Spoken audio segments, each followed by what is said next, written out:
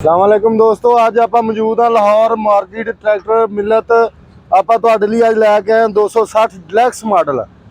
यह तुहाडियां अखां दे सामने पुरजा बुलबुल का बच्चा तैयार करके खड़ा कर दिता बई। यह देखो, इसका प्लेटफार्म चेक करो।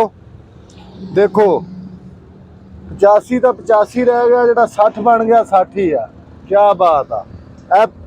स्टीयरिंग इहदा पावर कर दिता जे। टायर इन्होंने बदलते आ, इत्थे स्पेसर पाता, ये थले स्पेसर आ। तो मतलब चेक कर लो, टायर अगले बदलते आ, हिस्सा इहदा बदलता वा। जैक जिहड़ा इहदा 85 वांगू उन्होंने नीचे कर दिता। देखो हर चीज़ इहदी मजबूत कर दी आ। दोस्त कहते सी जी इहदा स्टीयरिंग पावर होना चाहिए। यह देखो इधरों दी तुहानूं दिखाइए, ਇਹਦਾ पावर पंप ला दिता जी। ਇਹਨੂੰ यूनिट ला के तो इत्थों दी इहदी वायरिंग जिहड़ी आ देख नीचे ले आंदी आ। 85 बनाता एक हिसाब का, छोटा 85 बनाता उन्होंने। लेकिन बाकी चीज़ां वही आ। शो चेंज करती है, छत कंपनी नाल दे रही आ, तो बाकी टॉप लिंक नाल दे रही आ। तो बाकी होर भी तुहानूं दिखा दिंदे आ। जो आ स्टिकर आ चेंज करता वा। अगों जाली ग्रिल माशाअल्लाह बहुत सोहनी कर दित्ती आ। टॉप लिंक नाल दे रही है, हुक नहीं जी। छत कनोपी आ गई है माशाअल्लाह बहुत सोहनी। टायर जिहड़ा इन्होंने मिलत ने अपना ही मतलब कंपनी का ही तैयार किया। देखो मिलत ने टायर अपना तैयार किया वा। तो बाकी होर भी मजीद ट्रैक्टर माशाअल्लाह बहुत खड़े, लेकिन आ जिहड़ा पुरजा वा ना मुख्तलिफ ही आ गया। तो बाकी दोस्तों की कमेंटां की गल आ करके दसन सानू भी ये चीज़ पसंद आई या नहीं आई। तो बाकी सानू तो बहुत माशाअल्लाह पसंद आ, सोहना भी लगता। लेकिन अगे नालों हाइट भी उच्ची हो गई आ, तो प्लेटफार्म बहुत ज़्यादा खुला हो गया है। भाई राशद चेक कराउंदा 2024 का मॉडल है जी। आ देख लो चेसी पत्तरी है। तो बाकी ट्रैक्टर जीरो ते खड़ा बिल्कुल। बाकी दोस्त पसंद अगे भी इनू बहुत करते हैं, लेकिन हुण इंशाअल्लाह उन्होंने चेंजिंग ये बहुत ज़्यादा की करके तो फिर उन्होंने मार्केट च लिया।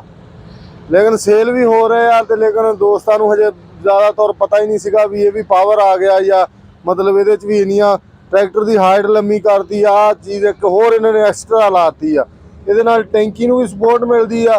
तो लेकिन टैंकी का ढक्कन जिहड़ा इन्होंने चेंज कर दिता वा। देखो प्लास्टिक का पेचां वाला ढक्कन ला दिता। यह चेक करो, यह देखो क्या बात आ।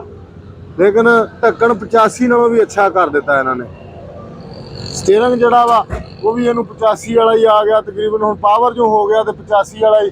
इनू भी जिहड़ा मर्जी स्टीयरिंग तुसीं मतलब चेंज करा सकते हैं, सलेंसर चेंज करा सकते हैं। ते अपने हाँ पिछला हिस्सा तकरीबन सेम वही आ।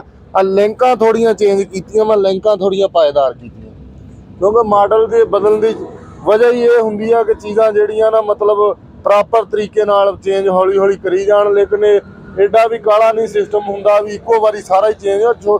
थोड़ियां थोड़ियां चीज़ां नूं लैके ना मतलब कंपनियां सीरीयस होंदियां। ते बाकी आ देख लो इधर ट्रैक्टर खड़े आ बहुत ज़्यादा। लो जी दोस्तों चेक करो गड्डी 260 डिलैक्स मॉडल। तो गड्डी माशाअल्लाह मार्केट दे विच मिलन दा पई है जी अज। तो बाकी है भी ये भी कह लो भी जिद्दां वो आंदे नहीं भी ईद दा चानी हो गया। इन्हें माड़ी जी झलकी दिखा ली आ जदों आया बाहर, तो मुड़ के लभणों हट गया सी। ते डैप आ गया मार्केट दे विच मिलन डै पिया वा ट्रैक्टर। माशाअल्लाह ट्रैक्टर बहुत सोहना बनाया जी। तो प्लेटफार्म जिहड़ा बड़ा खुला डुला कर दिता गया वा जी। बाकी पावर जैक ला दिता गया वा। तो चार्ज पोर्ट ला दी गई है, छत ला दी गई आ। छत की जो कुछ है भाई तुहाडे सामने ही आ, आपां की इत्ते कमेंट कर सकते हैं। बाकी डिलैक्स की जिहड़ी मोहर ला दी आ चेक करो। बाकी ट्रैक्टर की फिनिशिंग वगैरह चेक करो, रंग रूप जिहड़ा सोहना ट्रैक्टर आ, सोहनी गड्डी तैयार की आ। टायर जिहड़े इहनूं कट गुड्डी वाले डिलैक्स दे पा दिते आ।